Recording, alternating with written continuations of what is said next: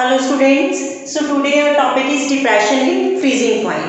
Clear बच्चे? Depression मतलब गिरना, फ्रीजिंग पॉइंट में गिरना मतलब फ्रीजिंग पॉइंट में कुछ कमी आ जानी, उसको हम क्या बोलेंगे? Depression in freezing point. वो हम डिस्कस करते हैं कि कैसे आएगी। ठीक है, देखिए सपोज मैं बोलती हूँ कि आपके पास क्या है? आइस। ठीक है, आइस मेल्ट होकर किसमें कन्वर्ट होती है? वाटर में। ठीक है, अभी तक आपने क्या पढ़ी है डेफिनेशन फ्रीजिंग पॉइंट की? कि the temperature at which liquid gets converted into the solid, that is called the freezing point। अभी तक आपने पुरानी डेफिनेशन नहीं पढ़ी है। क्यों? क्योंकि आइस क्या एक सॉलिड है और वाटर क्या है? that is liquid। वो क्या कह रहा है? वो टेम्परेचर जहां पर लिक्विड कन्वर्ट हो जाए आइस में, उसको हम क्या बोलेंगे? Freezing point. क्लियर है बेटा? अब हम एक न्यू डेफिनेशन देखते हैं। देखिए, जैसे आपके पास ये क्या है? आइस है। क्लियर बेटा? आइस मेल्ट हुई और किसमें कन्वर्ट होगी? वाटर में। ठीक है, और जब वाटर आइस में कन्वर्ट होता है वो क्या कहलाता है? Generally freezing point. ठीक है, अब आइस है, आइस क्या है? सॉलिड है। वाटर क्या है? लिक्विड है। हमें पता ही है। तो मतलब सॉलिड है तो इसका अपना कुछ वेपर प्रेशर होगा, वाटर है इसका भी अपना कुछ क्या होगा? वेपर प्रेशर होगा। क्लियर है बात बेटा? अब मुझे ये बताओ, यहाँ पर आइस का वेपर प्रेशर ज्यादा होगा कि वाटर का वेपर प्रेशर ज्यादा होगा? बताइए। ऑब्वियसली वाटर का वेपर प्रेशर ज्यादा होगा। क्यों? क्योंकि लिक्विड फॉर्म में वेपर जल्दी बनेंगे तो उसका वेपर प्रेशर ज्यादा होगा। मतलब यहाँ पर वाटर का वेपर प्रेशर क्या है? आइस की कंपैरेटिवली क्या है? ज्यादा है। यहाँ पे हमें इतनी बात तो समझ आ रही है कि वाटर का वेपर प्रेशर आइस से क्या है? ज्यादा है। और हमें वाटर को किस में कन्वर्ट करना है? आइस में। इसका मतलब क्या है? हमें वाटर के वेपर प्रेशर को किसके इक्वल लेकर आना पड़ेगा? आइस के वेपर प्रेशर के इक्वल लाना पड़ेगा। मतलब क्या है कि अगर इसका वेपर प्रेशर ज्यादा है और आइस का कम है तो मतलब हमें वाटर के वेपर प्रेशर को क्या करना पड़ेगा? कम करना पड़ेगा। और वाटर का वेपर प्रेशर कम कब होगा? जब हम क्या करेंगे? टेम्परेचर को कम करेंगे। तो जो वो टेम्परेचर होगा वो क्या कहलाएगा? Freezing point. आ रही है बात बेटा समझ?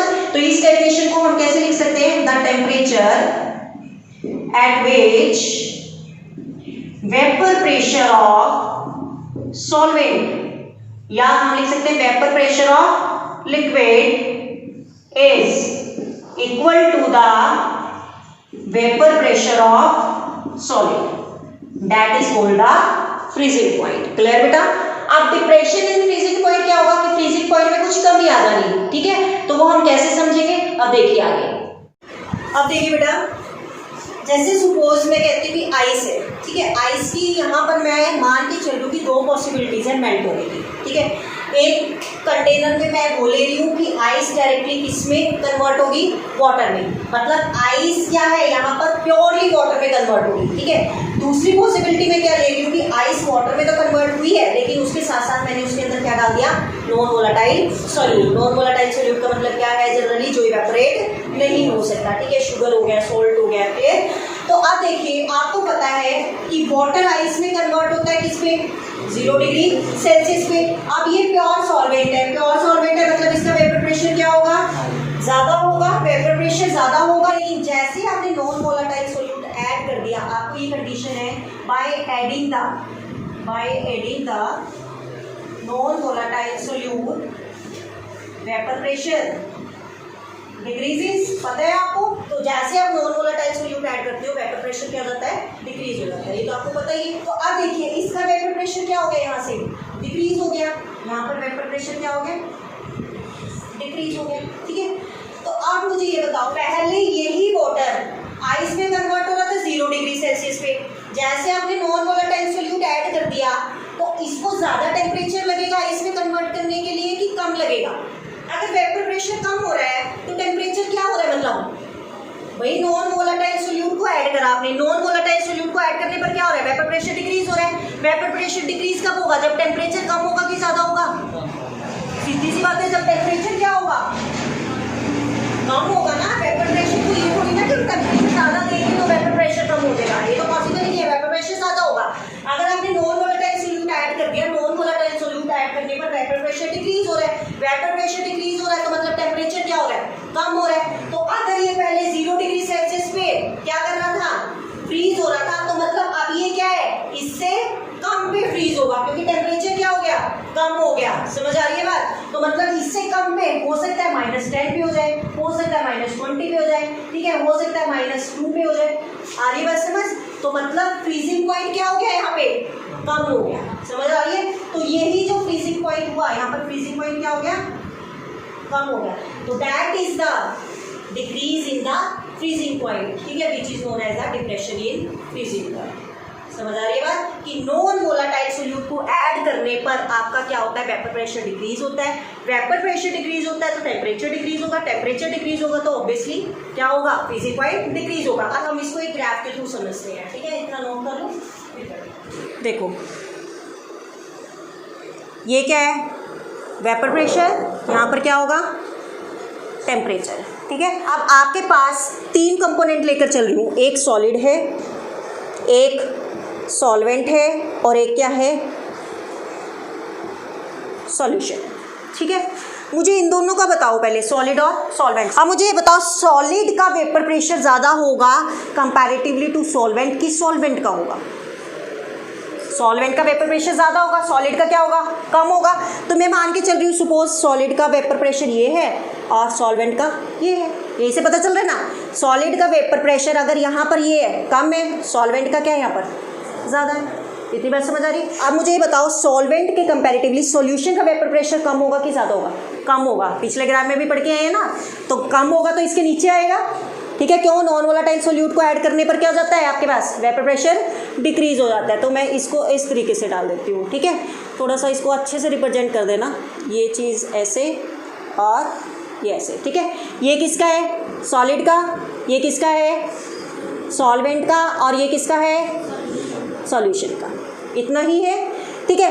अब आपको ये पता है कि ये वाला जो टेम्परेचर है, दिस टेम्परेचर कौन सा टेम्परेचर है, जब आपके पास सॉल्वेंट किस में कन्वर्ट हो रहा है, सॉलिड में ना। मतलब क्या है, ये सॉल्वेंट लिक्विड है और ये क्या है, सॉलिड है। यहाँ पर ये पॉइंट ऐसा आ रहा है कि जहाँ पर इन दोनों का वेपर प्रेशर क्या हो रहा है, इक्वल हो रहा है। समझ आ रही है बात?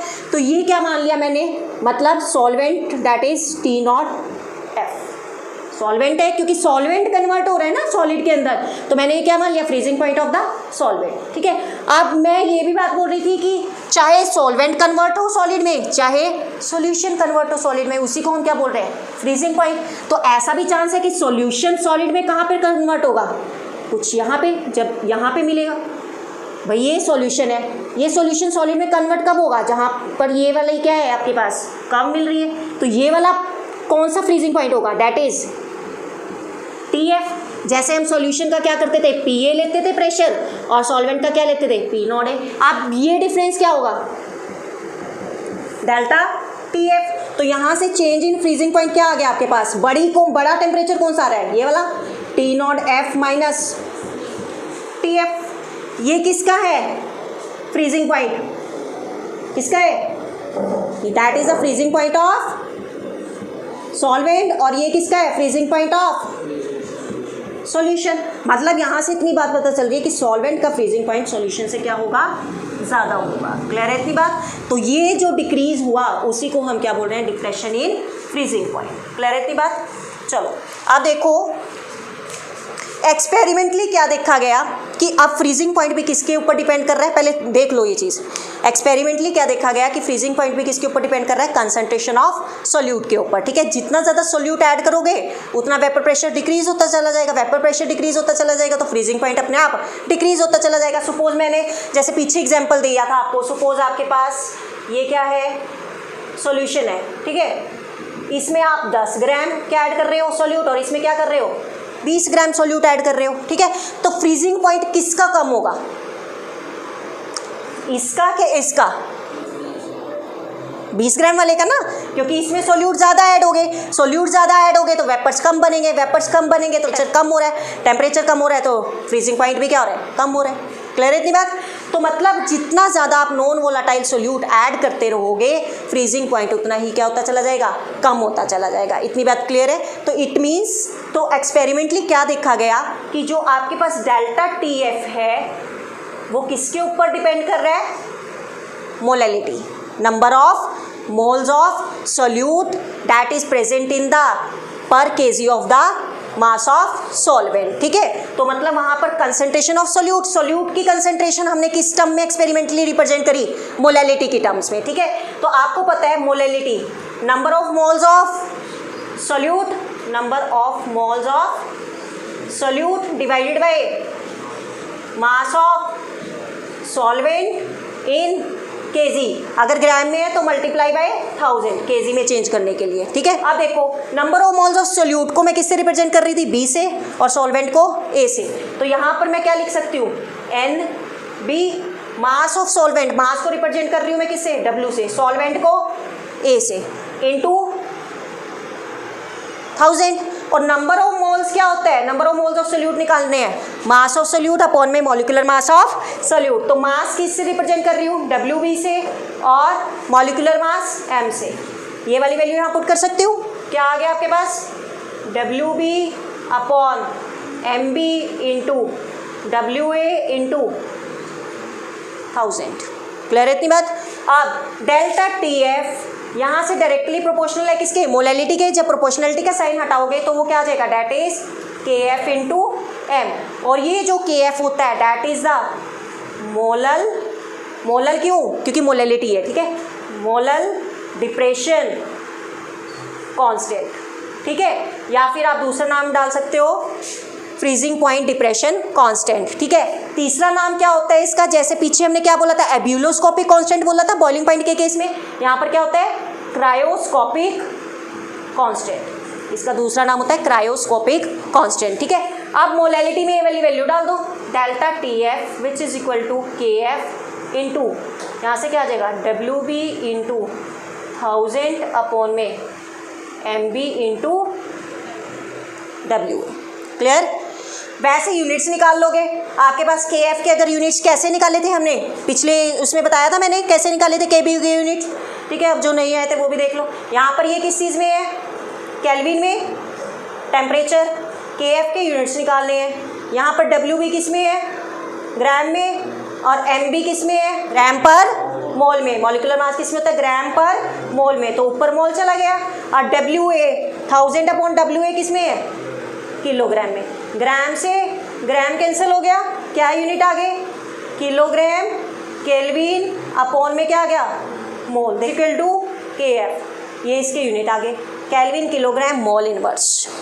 क्लियर है। वैसे हमने पिछले लेक्चर में किया है, जिसको यहाँ से क्लियर ना है पिछला लेक्चर एक बार वीडियो में जाके देख लेना, ठीक है।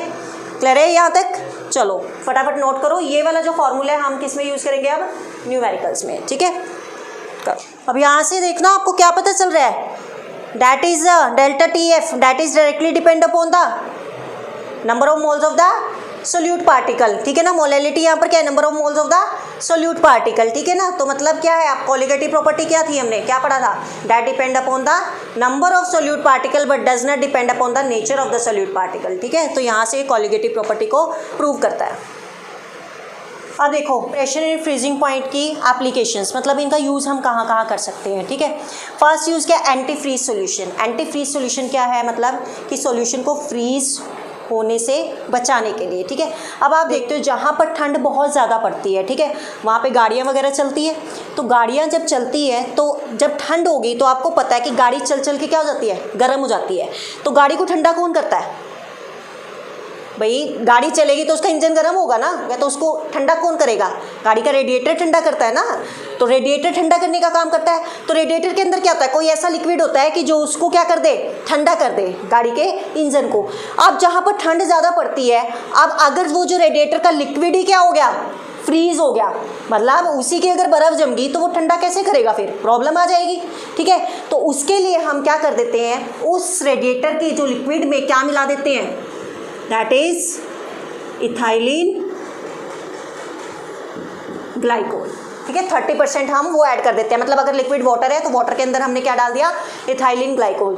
तो वो इथाइलिन ग्लाइकोल क्या करेगा, अगर फ्रीजिंग पॉइंट 0 डिग्री सेल्सियस है तो वो उसको क्या कर देगा, और कम कर देगा, कम कर देगा तो वो क्या है, उसको फ्रीज नहीं कर पाएगा। समझ आ रही है बात। तो एंटी फ्रीजिंग सॉल्यूशन में भी क्या होता है, ये यूज़ होता है, ठीक है। Next clearing of ice from the roads, आपने देखा होगा ठंड के टाइम पे जो ठंडे इलाके होते हैं वहाँ पर रोड्स पे क्या जम जाती है, आइस जम जाती है, ठीक है। तो उस केस में क्या होगा, रोड्स ब्लॉक होंगी, ठीक है, आने जाने की सुविधा क्या हो जाएगी, खत्म हो जाएगी। तो उस चीज़ को मतलब मिनिमाइज करने के लिए क्या करते हैं, रोड्स पे क्या डाल देते हैं, नमक। नमक क्या है, एक नॉन वोलेटाइल सोल्यूट है, तो वो नमक क्या करेगा, अगर डिग्री सेल्सियस फ्रीजिंग पॉइंट है तो ये इसको डिक्रीज कर देगा -28 डिग्री सेल्सियस तक, कई बुक्स में -21 डिग्री सेल्सियस भी लिखा हुआ है, ठीक है। तो मतलब उसने उसका फ्रीजिंग पॉइंट क्या कर दिया, और कम कर दिया, मतलब जब तक वो यहाँ तक नहीं पहुँचेगा तब तक क्या है, उसकी बर्फ़ नहीं जमेगी। NaCl ने क्या कर दिया, उस फ्रीजिंग पॉइंट को और कम कर दिया। समझ आ रही है बात। तो वहाँ पर जहाँ पर भी बर्फ़ जमी होती है वहाँ पर NaCl डाल दो तो वो धीरे धीरे मेल्ट होकर क्या करती रहेगी, रोड्स को क्लियर करती रहेगी, ठीक है। Next, aquatic animal in cold conditions. अब जहाँ पर ठंड ज़्यादा पड़ती है, एक्वेटिक एनिमल्स भी तो होते हैं, तो नीचे भी तो बर्फ़ जम सकती है भाई, पानी के अंदर। अगर ठंड ज़्यादा पड़ रही है, आप देखते हो ना कई बार नदी होती है, नदी में ही बर्फ़ जम गई, जो बहुत ठंडे इलाके होते हैं, ठीक है, तो वहाँ पर एक्वेटिक एनिमल्स जो होंगे तो उनके लिए तो रहना मुश्किल हो जाएगा। तो वो एक्वेटिक एनिमल जैसे फिशेज़ होगी, ठीक है, तो उनके अंदर इतनी कैपेबिलिटी होती है कि वो अपनी बॉडी के अंदर जो है ग्लिसरॉल प्रोड्यूस कर लेती हैं, ग्लिसरॉल। और ग्लिसरॉल क्या, एक नॉन वोलेटाइल सोल्यूट है, तो वो उसको क्या करता है, फ्रीज होने से बचाता है, कि मतलब ठंड में क्या है, जनरली वो बच जाते हैं, मतलब उनका क्या हो जाएगा, फ्रीजिंग पॉइंट और कम हो जाएगा ग्लिसरॉल की वजह से, क्योंकि नॉन वोलेटाइल सोल्यूट क्या हो गया, ऐड हो गया। क्लियर है। तो ये कुछ प्रैक्टिकल एप्लीकेशन है फ्रीजिंग पॉइंट की, कि आप एंटी फ्रीजिंग सोल्यूशन में इसका यूज़ करते हो। Next, clearing of ice from the roads, and third, aquatic animals in cold conditions. Clear है, कर लोगे, ठीक है। यहाँ पर हम अपना ये टॉपिक खत्म करते हैं, ठीक है। नेक्स्ट हम इसके ऊपर न्यूमेरिकल डिस्कस करेंगे, वो हम नेक्स्ट वीडियो में डिस्कस करेंगे, ठीक है बेटा। कोई प्रॉब्लम होती है, you can do comment and ask. Okay, thank you.